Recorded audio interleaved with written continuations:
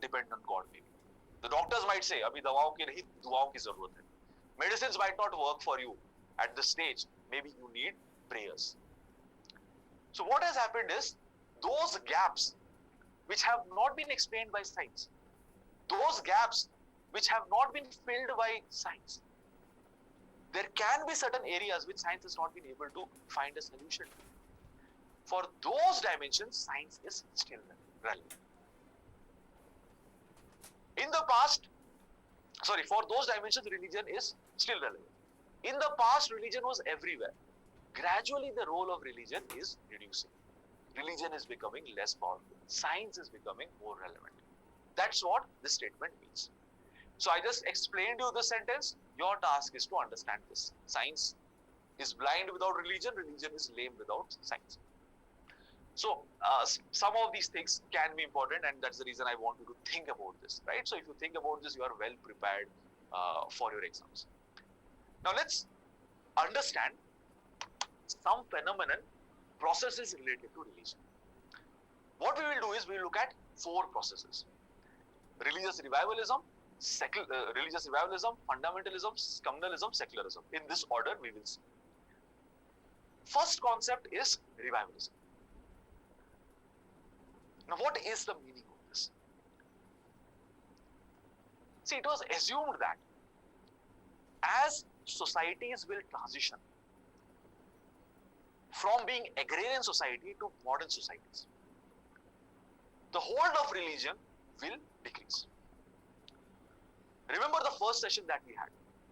In that session, I had talked about 2 things.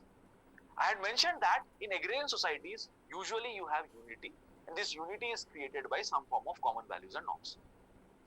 So in agrarian societies, religion is that common value and norm which holds people together.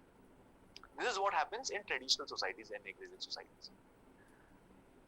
But as you move towards modernization, as you move towards industrialization, what happens? People are all becoming different. They're all becoming specialized. They're all doing different kinds of activities. So one individual is not completely independent. Every individual needs the services of other individual. So what holds them together? The differences that exist between them. Everyone is dependent on others for different services. So they are mutually beneficial for one another. So in an agrarian society, it was religion which used to hold people together, which was unifying people together. Now, that requirement might not be there in advanced societies, because anyway the people are held together because of mutual dependence. So sociologists, anthropologists, all were of the view that as you move towards urbanization, as you move towards industrialization, as you move towards modernization, you don't need one common set of values and norms. So the role of religion will decrease. Religion might become insignificant. People will not subscribe to all the religious values and ideas. But did this happen? It hasn't. In fact, people are now practicing religion with greater intensity, with greater fervor. They are now more excited about different kinds of religious practices. Religious revivalism refers to this. The practice of different kinds of religion with greater intensity, greater excitement, that is religious revivalism. So what is the reason? Why is this happening? How can you explain religious revivalism? Why all these things are happening with greater excitement, with greater intensity? Host of reasons are there why this is happening. First is, societies are changing at a very fast pace. Technology, economy, everything is changing. So many times you have different kinds of existential questions. For example, what is your role here? Where are you headed? What is your life's purpose? Maybe some of these questions you can't answer. People think that they are disconnected with what is happening around them. Things are changing at such high pace, they are not able to understand what is happening. They feel disconnected with everything around them. So in all these things, maybe one institution has the answer. When all these things are happening, you don't know what is going on. Possibly individuals find ways to answer this. Possibly religion helps them answer this. Maybe religion has answers to this. Keep in mind, one of the feature of religion, it is absolute. Right? It will always give you some absolute answers. Maybe it will work, it will not. But it is always absolute. Around you, things are changing. For example, I am right now working in India, but my organization is based out of US. There something happens, I get impacted. For example, if there is some crisis, subprime crisis, housing sector over there gets impacted, I might get impacted. I am staying thousands of miles away from US, but my life is getting impacted by something which happens in their economy. Someone does something in Wuhan in China, the entire world is getting impacted. My job is lost because of some virus which emerged in Wuhan. My wage is getting reduced because of something happened in Wuhan in China. My relatives are losing their lives because of that. So these kind of existential questions start emerging, and people find it difficult to answer. Everywhere there is uncertainty. Imagine there is a sea where you have waves. You are in that sea. You are always being disturbed because of all these changes that are happening. In this entire sea, everywhere you will see flux, turbulence. But there will be one island which is fixed, which is certain.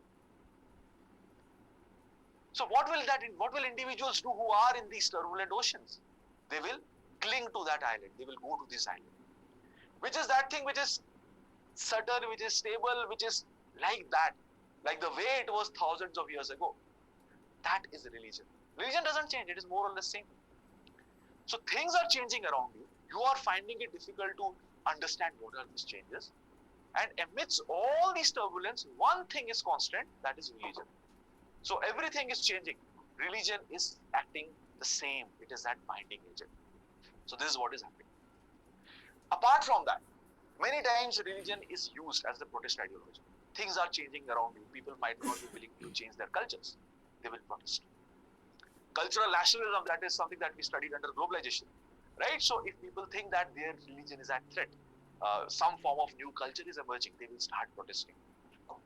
So all these things, globalization, protest. So cultural nationalism might also lead to this. If globalization currents are strong, people think that they might lose out on their culture. They might think that their religious values are at threat. They will start protesting. It can lead to religious revivalism. Another thing, in the Indian context, the Indian subcontinent. See, when the Britishers came to India, one of the justification that they were giving for their rule was they are advanced. They were saying that your cultures are lagging behind. Look at the barbaric things that you have. You have practices like untouchability, you have practices like sati. So they used to highlight the good thing about their culture, and they used to highlight the negative things about the Indian culture back then, or the culture that was there in the subcontinent. So there were different kinds of efforts now.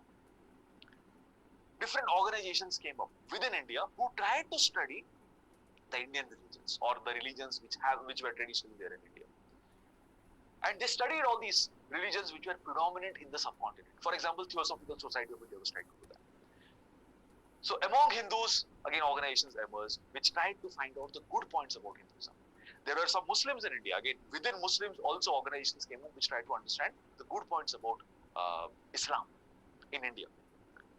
So as the Britishers, they were trying to impose their culture, they were trying to look down on maybe some dimensions of Indian culture, it leads to an opposite reaction. And again, within Hindus, within Muslims, within other communities which were there in India, again, organizations are coming up which are studying the local culture. It also boosts revivalism.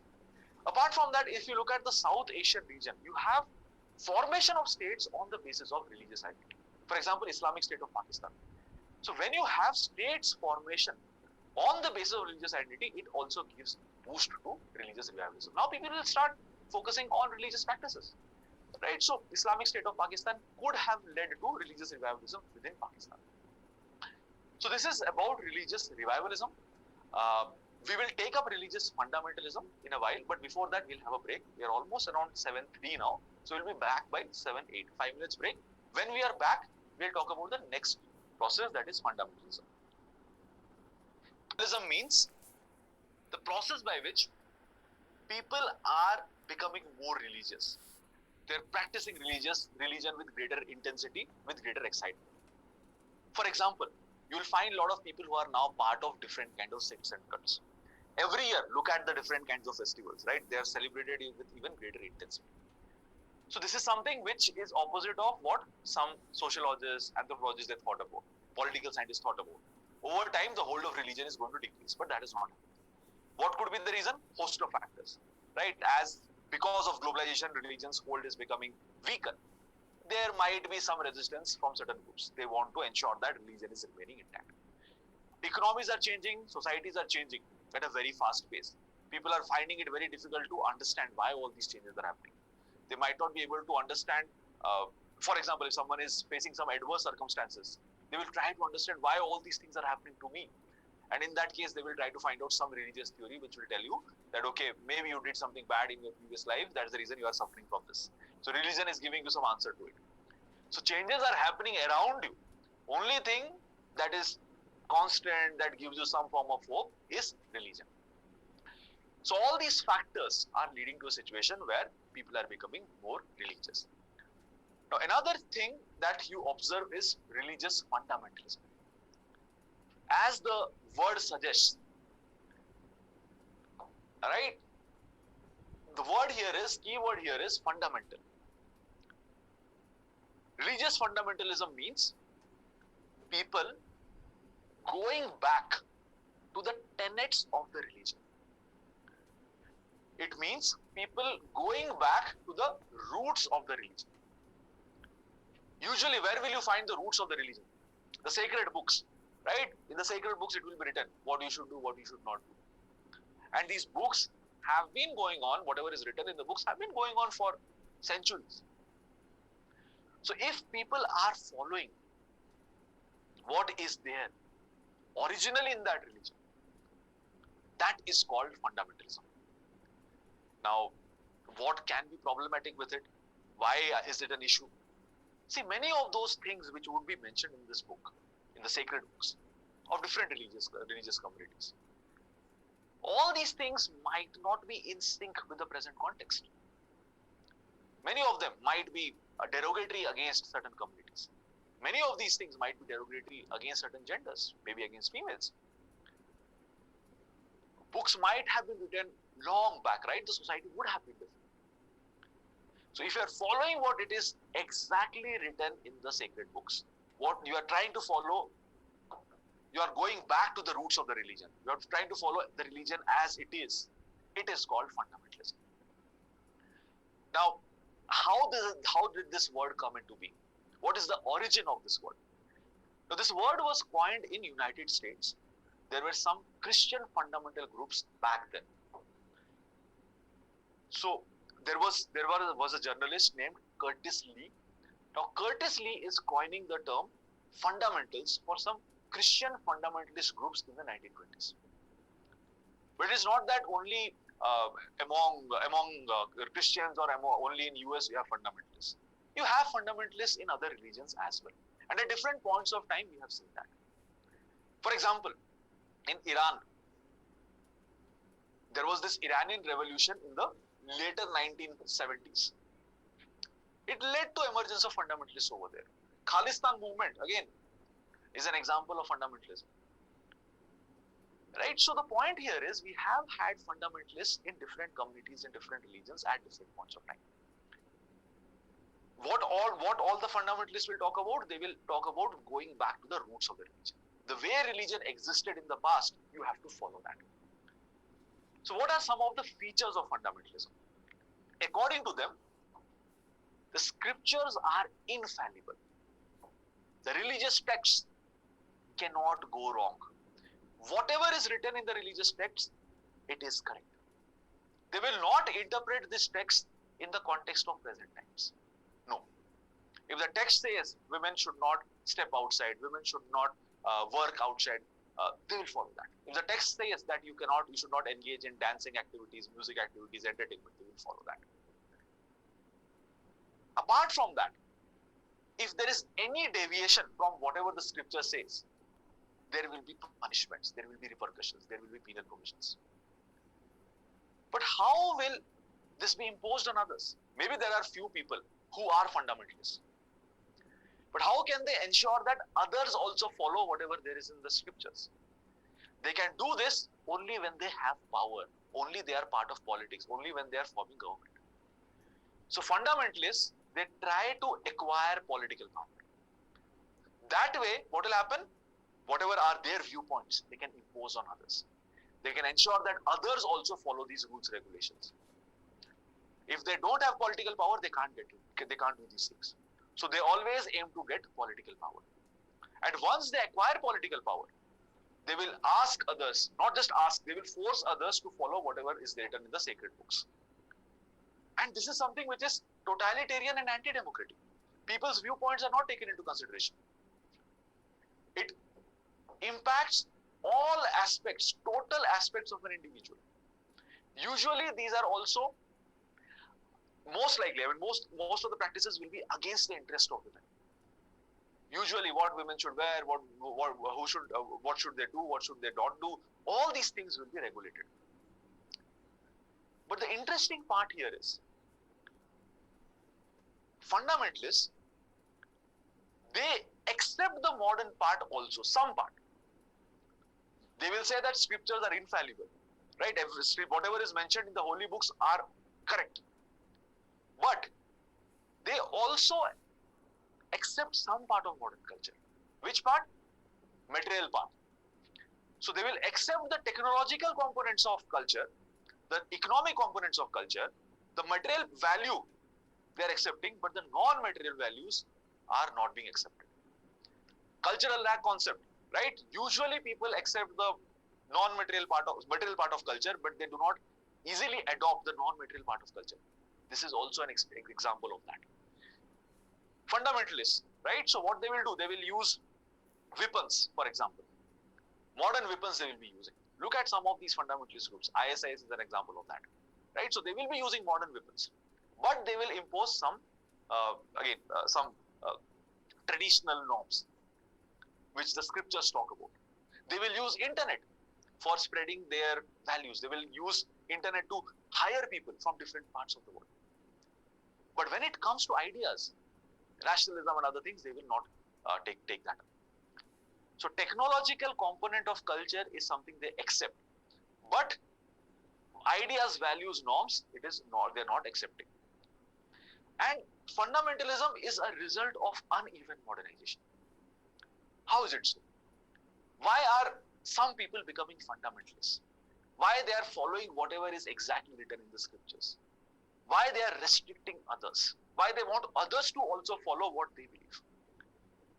See, when society is modernized, you will find different problems in society. You have multiple values and norms. You are moving from traditions to modernity. You do not have complete modernity, neither do you have traditions. Different kind of problems will emerge in the process of transition. Now, fundamentalists assume that all these problems did not exist in the past. They assume this. Again, they might not have empirical evidence for it. Right? They will assume because all these scriptures, they don't talk about the problems. And if they talk about the problems, they will also talk about the solutions. So the fundamentalists assume that since the God or some supernatural entity or some extramundane entity has written these books or has given some teachings, why not follow that? The problems that are there right now could be solved if you are following whatever are the teachings. So, at present, you are going for modernization. There is uneven modernization. Problems are there in the society. Fundamentalists think that the solution to all these problems is going back to the scriptures. So, they will follow the scriptures and they will want others to follow the scriptures. For example, I can give you. Fundamentalists will make some assumptions. In the society, there are different kinds of crimes against women. Women are working outside, they're facing different kinds of challenges. There might be different kinds of threats, harms to women. Now, what will be a fundamentalist thinking, or how will they try to solve this problem? So they will, instead of thinking why women are facing these problems, right? Who is creating problems for women? It is the men who are creating problems for women. Patriarchy is causing problem for women, right? So they will not look at them. They will think like this. They will think that, okay, in the past, women were not facing these issues. Why they were not facing these issues? Because they were inside the home. They were just within the households. They were bearing kids, raising kids. They were taking care of household activities. They were not stepping outside. Since they were not stepping outside, different kinds of hostilities in the workplace, public spaces was not, they did not have to face all these things. So the solution that fundamentalists will give is, see, in the scriptures it is mentioned that women should do all these things. They should stay within the household. They should cover themselves up. So why not follow that? That way all these things will not happen. So fundamentalists will look at scriptures for different kind of solutions, and they think that, okay, the world was really a rosy place. It was a nice place, peaceful place, harmonious place in the past. Follow that. But again, not everyone will be willing to follow that. So they have to impose it on others. How will they impose it? By acquiring political power, by using different kind of brute force. So fundamentalists are a result of uneven modernization, right? So they try to find out solutions to the problems of the present times in something which is from the past. So this is the meaning of fundamentalism. Now, fundamentalism and revivalism, they are two different things. In revivalism, people are becoming religious, again, because they have their own reasons. In fundamentalism, what is happening is some people are forcing others to follow the scriptures.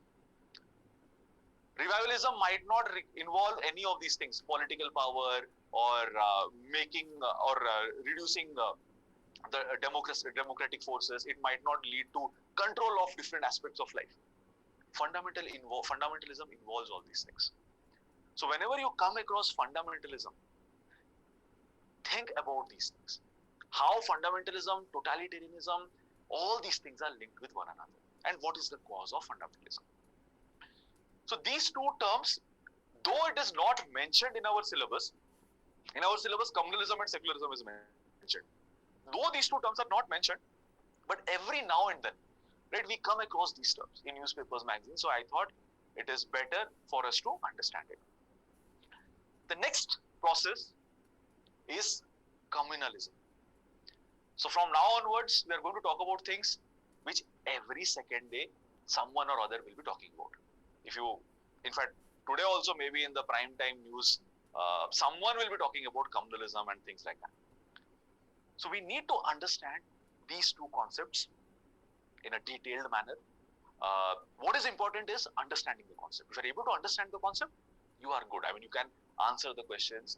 And again, as responsible, well-meaning citizens, we should understand what is happening. So first we will look at communalism. We'll try to understand the meaning of communalism, the factors causing communalism, how communalism has evolved, and what can be done about it. Then we will understand secularism, and we will see why it is difficult to maintain secularism and what can be done about it. What are the different challenges and what can be done about it. So for the next 60, 70 odd minutes, our focus will be this. So let's understand communalism. If I have to explain this to a lay person, right, who is not preparing for civil services and other things, I will say communalism means society getting divided between communities. That is communalism. Society getting divided between communities. There is hatred between members of communities. That is communalism. But since we are all preparing for civil services, we need to know and look at the nuances as well. It is not that overnight society gets divided. It takes time. There are some stages involved. So we'll try to understand how societies become communal over a period of time. What are those stages involved? And again, whatever is there on the screen, I am going to talk about that only. Let me find a white space here. So, what is the meaning? Let's say this is society, and it has different communities. Communities can be on the basis of religion, it can be on the basis of caste. It is community, right? So basically, people who are part of one community, they think they are similar. They think that they are having some form of similarities. They belong to one another. So religious communities can be there, caste communities can also be there. So when you use the term communalism, it can be equally applicable for religious-based communities, caste-based communities. But usually, right, when you look at newspapers, when you look at all the debates, generally in case of India, communalism is, generally communalism refers to religion-based communalism. And when there are different kinds of caste atrocities, right, we call it caste-based violence, caste atrocities. So it can be both, but usually whenever communalism word comes up in newspapers, magazines, debates, it is about religion-based communism. So let's say this is a society which has two communities. Community A, community B. And community A again has different members, P, Q, R. Community B has maybe X, Y, Z. Maybe community A is a community of Hindus, community B is a community of Muslims or Christians, whatever. Now, what happens if the members of one community think that their secular interests are same? If members of one community think that their secular interests are same, if their ability to achieve the secular interests are same, that is called first stage of communalism. For example, in community A, you have PQR. PQR, they are three different individuals, but they think that their ability to access education, their ability to access healthcare, their ability to get a job, all these things are same. Their capacity, potential to acquire all these things are same. If that kind of feeling emerges, that is called first stage of communalism. Similarly, members of community B, X, Y, Z, they think that their potential, ability, capacity to achieve educational outcomes, health outcomes, skill development, etc., they're all same. Then it is called first stage of communalism. So what is happening? People are thinking that since they're part of the same community, right? So the possibility of attaining socio-economic development is same. So community is basically playing a role in attaining these secular services. Ideally, anyone should be able to access education, anyone should be able to access education, healthcare and other things, right? But here community is coming into being. People have started to have that feeling. So that is first stage. Now, what happens then? If people start developing the sentiment that since they are part of one community, and then there are other communities there. So people in one community, they start thinking that their ability to achieve their secular interest is different from the other community's ability to achieve secular interest. That is called second stage of communalism. I'm repeating it. If members of community A, they think that their ability to achieve education, health, skill development, housing, banking facilities, sanitation, drinking water facilities, sanitation facilities, it is different from community B's ability to achieve these things. Community B also feels that its ability to achieve all these things is different from community A's ability to achieve all these things. That is second stage of communalism. That means if Hindus start thinking that their ability to do well in the economy, their ability to access different social services is different from Muslims' ability to access these things. If Muslims start feeling that their ability to access social services, healthcare facilities, education facilities, economic facilities is different from Hindus' ability. Note the word, I'm saying different. Both different communities are having different abilities. If that perception starts emerging, that is called second stage of communalism. Now, over a period of time, these communities, now they have realized that their ability to achieve these things are different. But in future, a new kind of sentiment might emerge.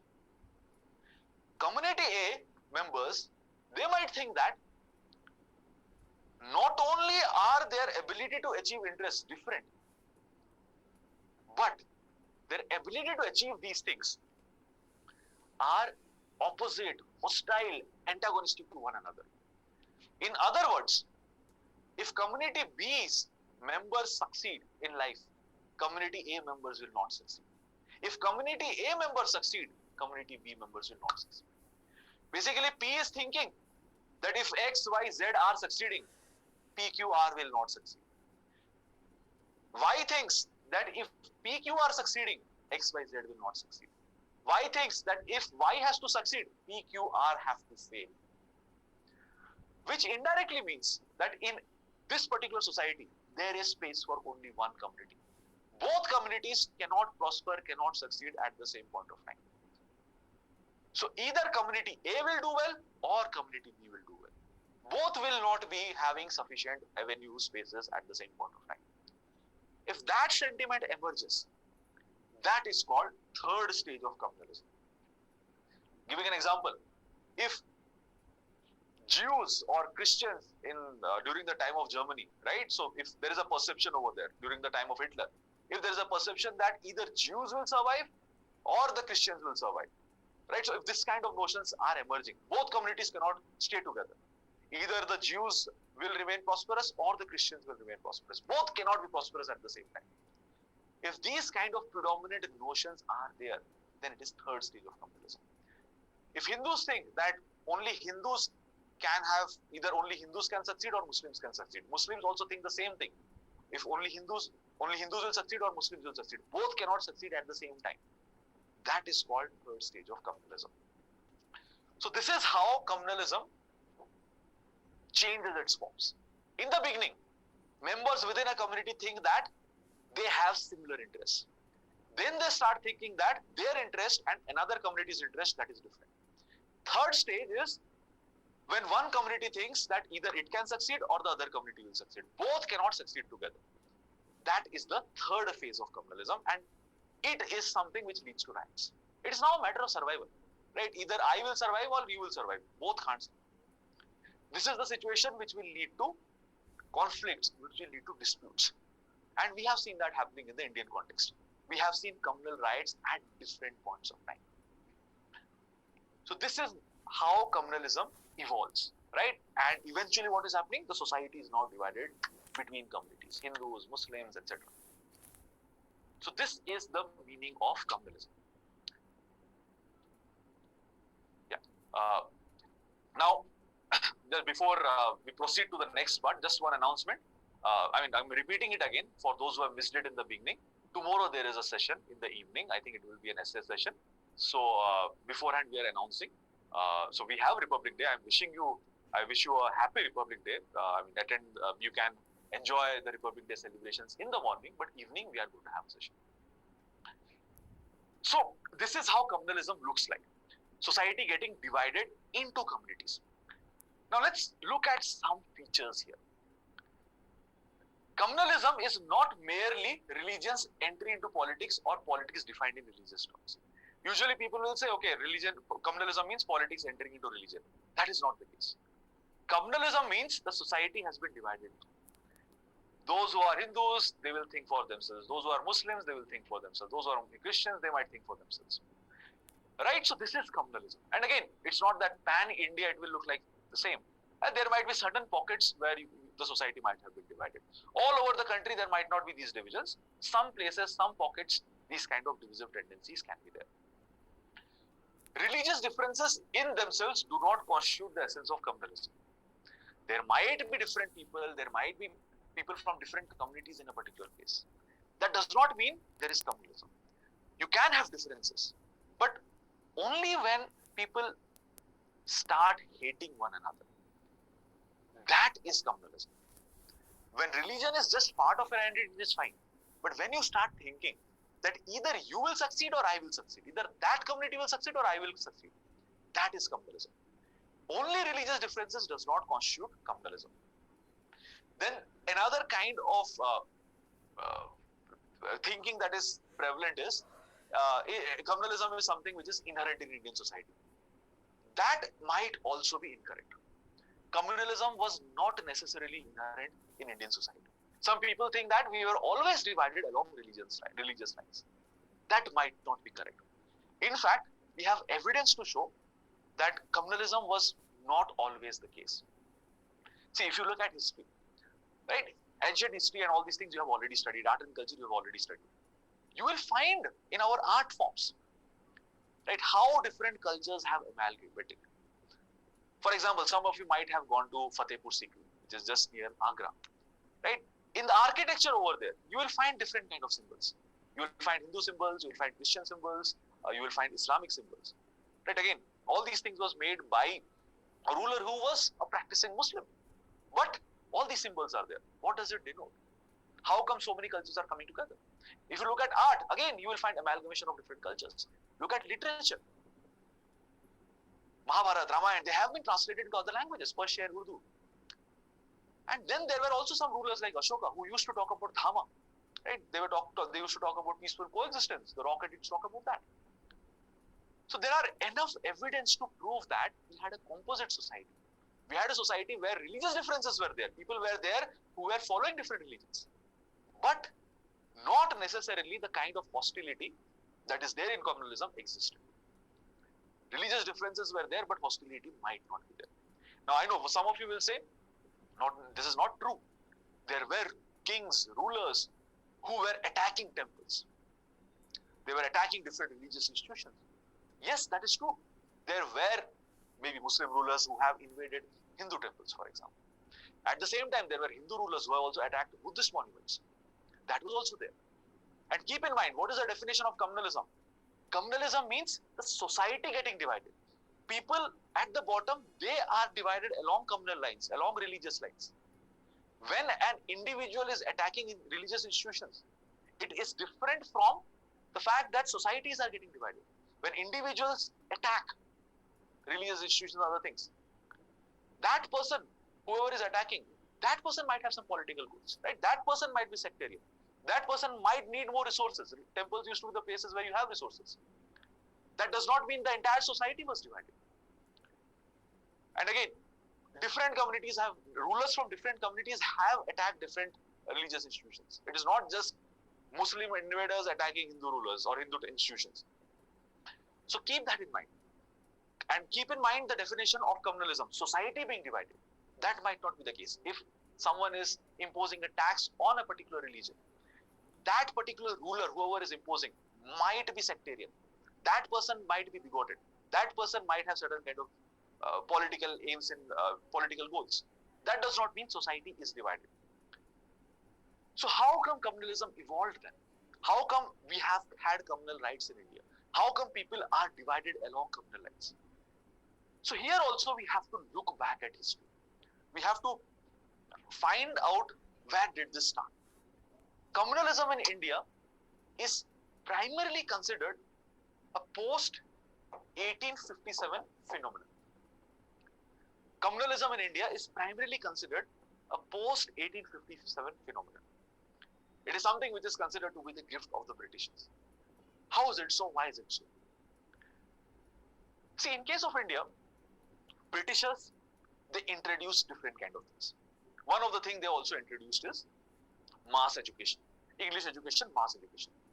They are also creating different kinds of economic opportunities. Different kinds of professions are also coming up. Now, when Britishers are introducing all these things, not everyone is equally getting benefited by this.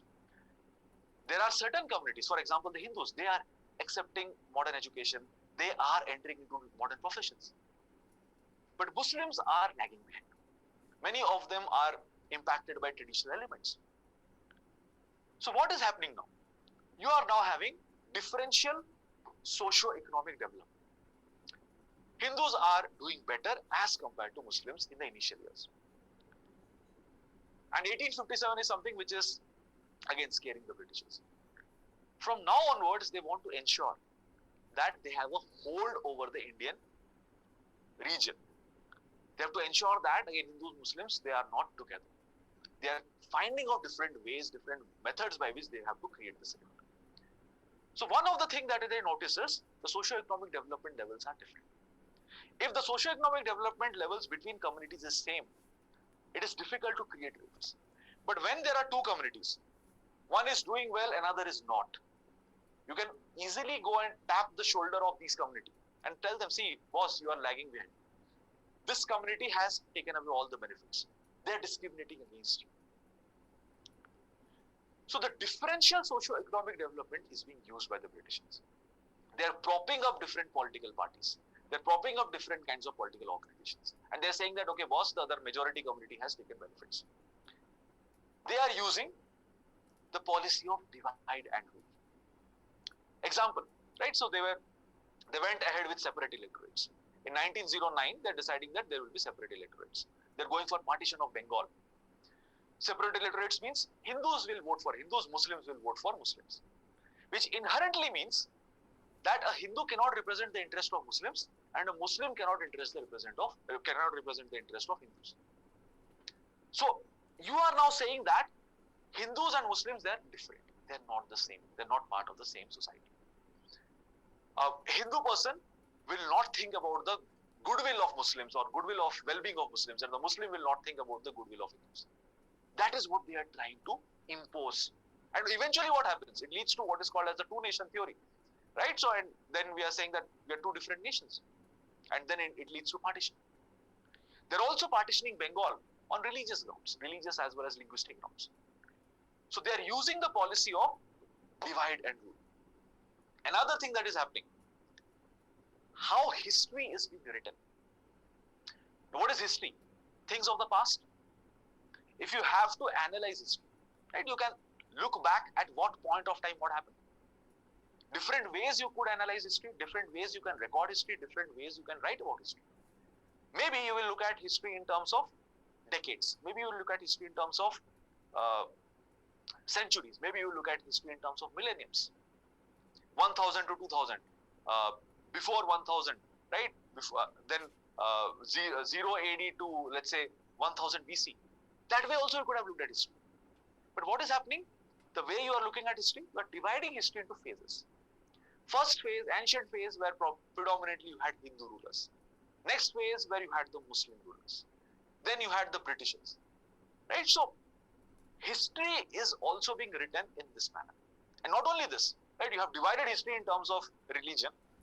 Also, what you are trying to do is certain elements during the medieval India, right? When the Muslim rulers were there, the negative parts are highlighted, while the negative parts of ancient phase, they are not being highlighted.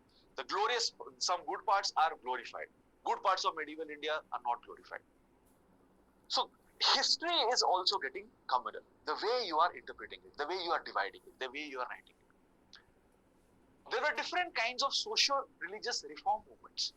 You are trying to reform society. But there were some negative consequences of these movements as well. Among Hindus, Shuddhi movement. That means those who were traditionally Hindus but have become Muslims or have converted to other religions, they should come back to the Hindu fold. That was being promoted. Among Muslims, Wahhabi movement was there. So some of the socio-religious reform movements, they also have some traditional elements, negative elements, which could have led to divisions within society. Then there was this phase of militant nationalism. Right? So different kinds of cultural symbols, different kinds of religious symbols are being used in politics. Again, at that point of time, maybe it was used for mobilizing people. For example, different kinds of Hindu festivals were used to mobilize people. Advantage here is, yes, you are ensuring that more Hindus participate. But it also creates apprehensions among other communities, the minorities. That, okay, if you are using religion to bring people together, if India becomes independent, will India be a theocratic state, a Hindu state, a religious state, or will it be a secular state? What position will the minorities have in the state? So those kind of questions also start emerging.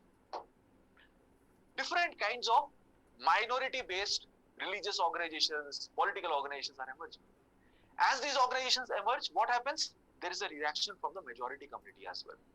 So different Hindu organizations, political organizations, cultural organizations come up as a response to organization mobilization among the Muslims.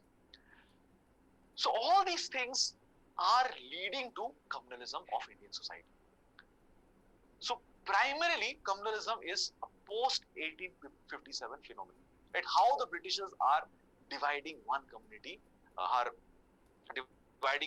dividing the society between communities, and they're propping one community against the other. And again, you know the result, what happened. In the past, religious differences were there, but we are not thinking of each other in terms of communities. Gradually, the two-nation theory is coming up, and then it leads to partition. The entire subcontinent gets broken into two different countries. So this is how communalism shaped up. But you might have a question. We are all talking about things which happened before 1947. But communalism is a reality. Even now, communalism exists. Why does communalism exist even now? Right? All these things happened before 1947, after 1857, right? 200 years back, or whatever, 150 to 200 years back. How come communalism exists even now? We have had riots, right? Multiple times. During the partition, we had riots. Then you have had different instances. For example, in 1984 in New Delhi, Kashmir, right? Ethnic cleansing of Kashmiri Pandits, later part of 1980s. Then Mumbai riots, after Babri Masjid demolition, right? Then you have Godhra riots. So many places you have had riots, and then these whatever riots I'm talking about, these are all large-scale riots. There are small incidents which keep on happening every now and then. So why does it continue even now? Host of factors. See, one of the factor which is always there when it comes to communalism is people adhering to some community feelings, right? A part of people's identity is religion. People identify themselves with their religion. People might not question different kind of norms within their religion. Religious fundamentalism, lack of tolerance exists. We have not become a completely secularized society. We are not a completely rational society. Our societies have changed, but there has been a massive transformation. I mean, the space of transformation has been massive, but still people hold on to some of the traditional values. Uneven modernization has happened. So religion continues to be part of individual's identity. On top of that, religion is used time and again. Vote bank. Religion is used to garner votes. If politicians have reasons on which they have done the work, they have done good work, so they have reasons on the basis of which they can ask for votes. If the economic situation is not good, if politicians have done nothing, how can they ask you for votes? Will you vote for them? If you have lost your job, if the economy is going down, it is contracting, economic opportunities have gone down, inequality has increased, poverty has gone up, will a politician be able to ask for votes? Especially those who are in power. They will find it difficult because people will not vote. In that case, what can be used? Some form of identity. Religion can be used, caste can be used. They will try to fan all these communal sentiments. They will say that, okay, the other community is attacking you. If you vote for us, we will protect you. And it can happen across lines. Right? So, in politics, religion continues to be used. It is used as vote banks. Can fan communal sentiments. And the third reason, which is very, very important, the lack of socio-economic development. Go back to the definition of communalism. What is it?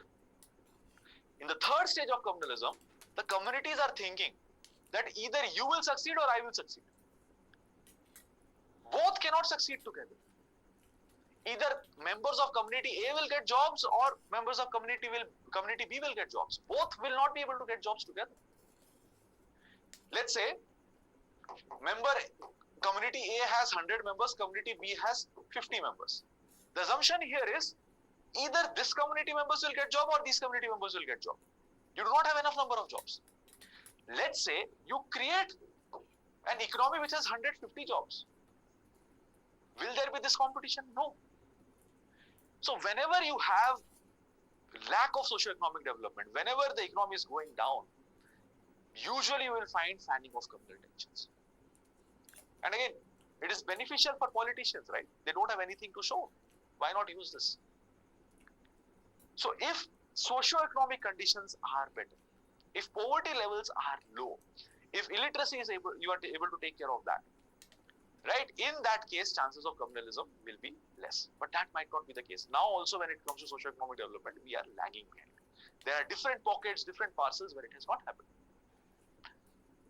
So these are the reasons why communalism continues. Intolerance is there, people are not rational, politicians use it for vote banks, and socio-economic development, which was expected, has not happened. Now, does that mean nothing can be done? Does that mean communalism will always continue? Or do you think there are any solution by which communalism can be possibly taken care of? Now, here again, two ways you can think of. One is, what are some of the long-term solutions? Right? What can be done so that you have a society which is not communalized, where the members are not divided along communal lines? Another way to think of is, in case there is a communal riot, in case there is some violence, what needs to be done? So that casualties, loss to property, all these things can be reduced. So two things are, these are things that has to be done immediately.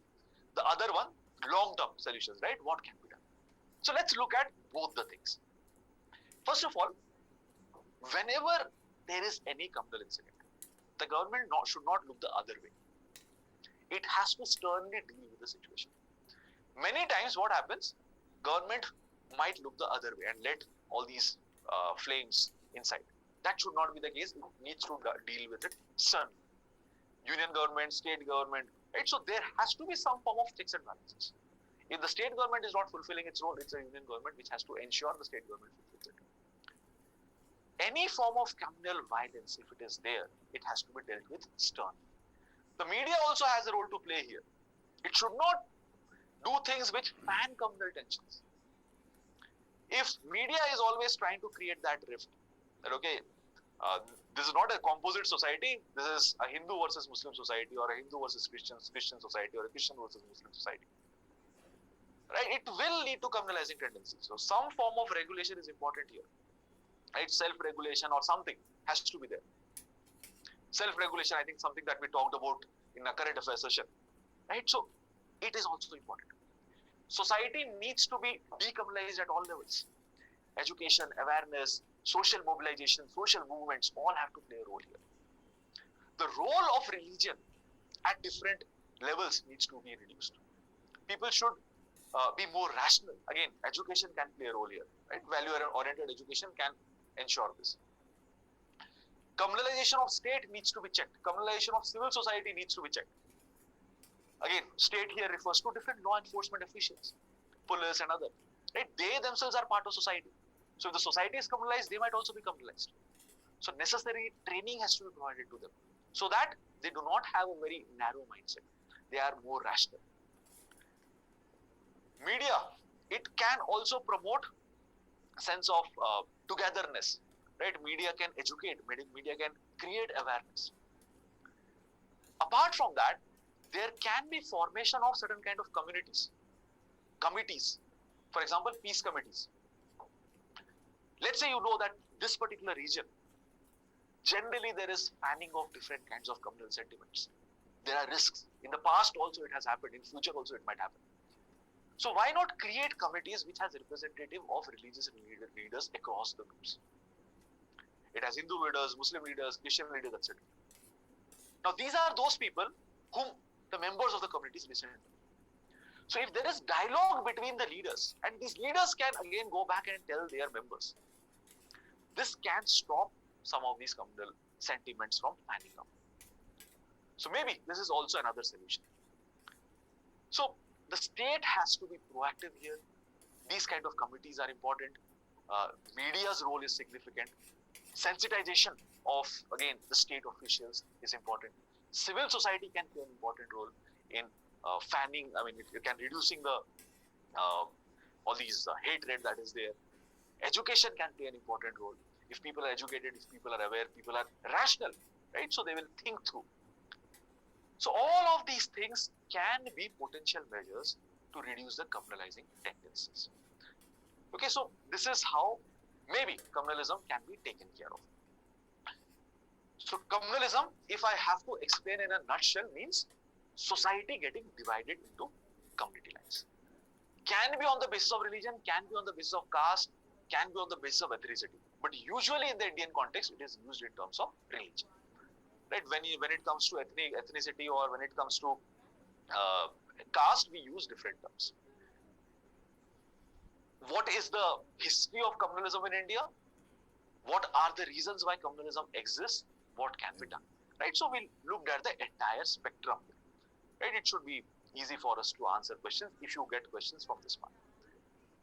Now the next concept, and in fact the last concept, is the concept of secularism. So tomorrow, Republic Day. What do we celebrate in Republic Day? We celebrate rule of law. Right? We celebrate the fact that the Constitution was enacted this particular day. Secularism is one of those concepts in our Constitution. Right? So it is one of those most important value in our Constitution. So what we will do is, in the next 30 odd minutes, we will understand this particular value. This value, secularism, can mean different things. Secularism means what is the linkage between religion and the state. That is secularism, in a layperson's understanding. State and religion. What is the linkage? That is secularism. But there is a twist here. The kind of linkage that is there between state and religion, it is different in some Western societies, it is different in the Indian context. But both of them are called as secularism. So what is this difference? In Western society, secularism means the state and the church, they are separate. Secularism means the religion and the state, they are separate. They are disconnected. So let's say this is religion, this is state. They are two different entities. Which implies the state will not get involved in religious affairs. Now what is the meaning of this? Why are we talking about all these things? To understand this, we have to go back to history. Some of you would have already studied world history. Right? So you have an idea how societies have evolved, how political institutions have evolved. In the past, what used to happen? There used to be one authority. The same authority will be the political head. The same authority will be the religious head. So the same person who was the head of the religious institutions was also having political power. For example, the Pope, right, head of the religious institutions, will also have political power. So in the past, that was the case. But over a period of time, what is happening? People are now demanding for different kinds of rights. People are demanding for their political rights.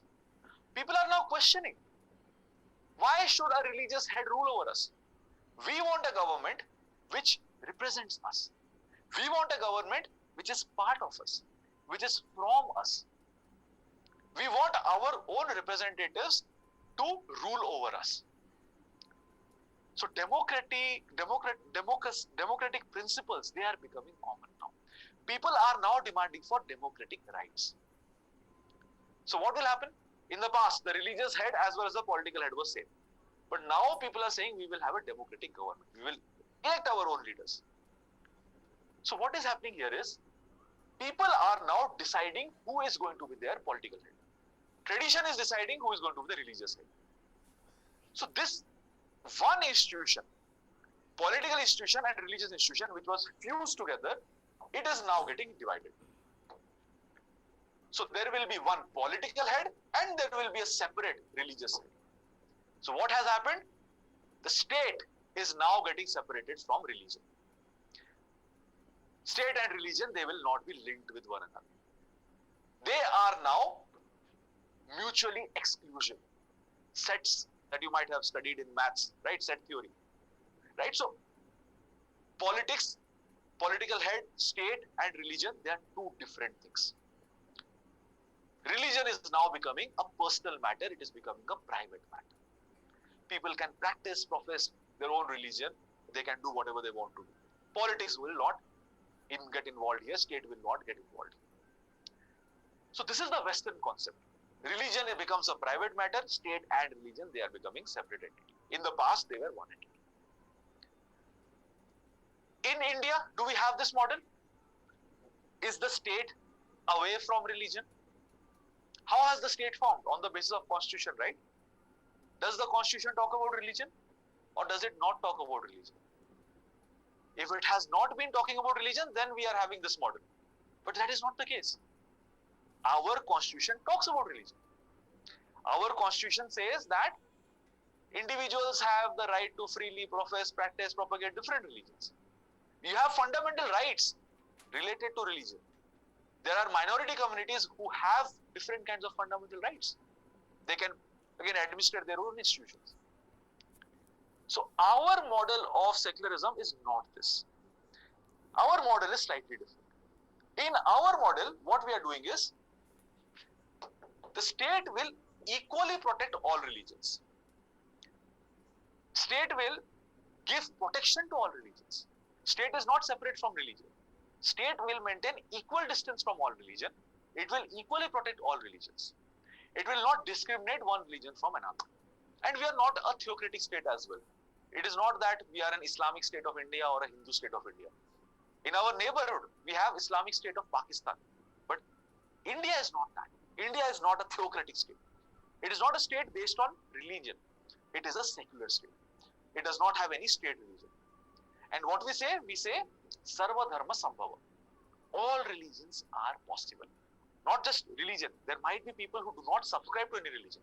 They are equally accepted within the Indian state. So state and religion, they are separate here. In case of India, that is not the case. The state has different features, different principles for different religions. Sarva Dharma Sambhava. Now, let's dive deeper. What was Nehru's viewpoint, right, about the kind of secularism that we have? So, our first Prime Minister, Nehru, Jawaharlal Nehru, he is saying that secularism in the Indian context does not mean religion is discouraged.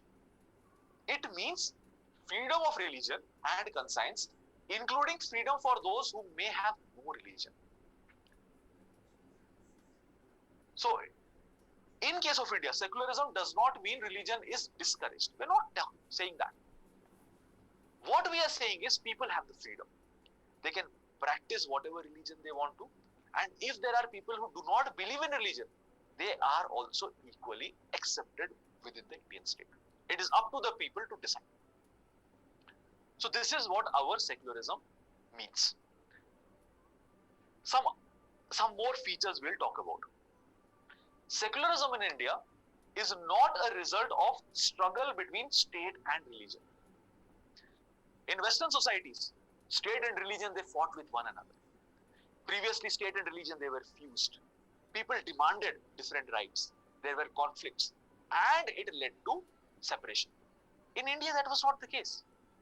In case of India, again, all these movements were not there. Overnight, we are becoming a free country, and then we are drafting our constitution. The constitution talks about secularism, and it says that all religions are equally protected by the state. But secularism in India is an antidote to communalism and fundamentalism. All religions have equal protections. The state is going to protect all religions. That means if there is one religion which is at threat, the state will try to protect that. So it is an antidote to communalism. Also, there can be fundamentalist tendencies between religions. There can be different kinds of orthodox tendencies among religions. In that case, the state can get involved. For example, if there is untouchability being practiced in a religious community, the state can make laws to abolish that. If there are certain kind of practices which are derogatory to women in a religion, the state can enter into this terrain and they can make laws, right? Polygamy and other things might have been, for example, Hinduism, it has been banned. So depends, right? So triple talaq among Muslims might have been abolished, right? So state has got involved in these things. It is attempt at preventing different kind of religious conflicts, and it is aimed at preventing religious communities from the overwhelming state. State can become dominant. It can impose different kind of restrictions. But as per our secularism, the different communities also have different fundamental rights, right? So community rights have also been given. So our model of secularism is different from the Western model, and these are some of the features. Now, on the screen, you can see certain constitutional provisions with respect to religion, right? If you have studied polity, you would have already studied all these points, right? I'll just briefly talk about some of these things. If you look at our preamble, the term secular is there.